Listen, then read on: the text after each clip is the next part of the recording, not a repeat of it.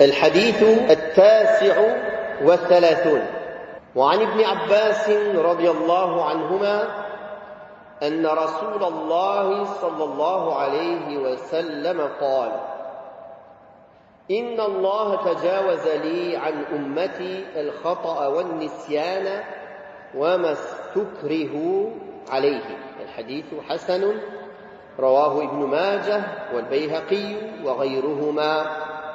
Le 39e hadith, d'après Ibn Abbas radiyallahu anhuma, le messager d'Allah sallallahu alayhi wa sallam a dit: de ma communauté, Allah a absous l'erreur, l'oubli et ce que ses membres font sous la contrainte.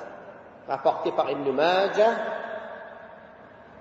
c'est un hadith acceptable, rapporté par Ibn Majah et le Bayhaqi et autres que eux deux. Ça, c'est la parole de Nawawi, rahimahullah. Ce hadith, certains savants voient qu'il est faible, que la plupart des versions qui sont rapportées, même dans les autres recueils de hadith, il manque de force. Quoi qu'il en soit, on a des versets du Coran qui vont dans ce sens et d'autres hadiths qui vont dans ce sens. C'est-à-dire que ce qui est fait sans la volonté est pardonné par Allah subhanahu wa ta'ala. Donc, on voit dans ce hadith le bienfait d'Allah subhanahu wa ta'ala sur cette communauté, du fait qu'il ne prend pas en considération trois catégories parmi leurs actes. Premièrement, al-khata, l'erreur.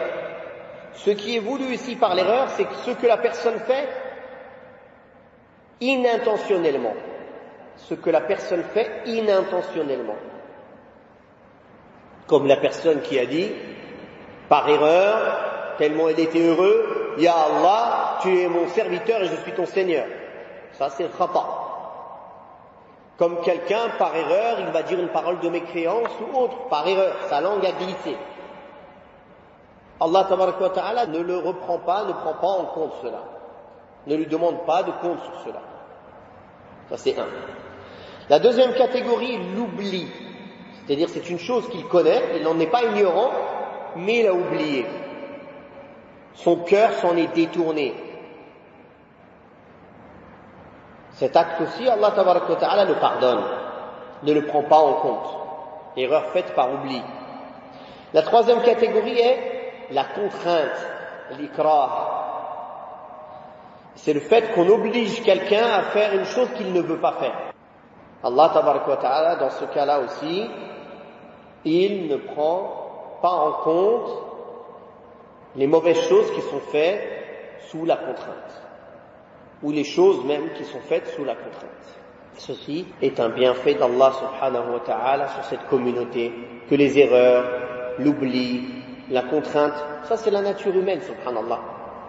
Combien de fois on oublie, combien de fois on fait une chose qu'on n'a pas voulu faire par erreur, combien de fois quelqu'un sous la contrainte, s'il est menacé de mort ou sa famille est menacée de mort, il va dire des paroles, même certaines paroles de mécréance.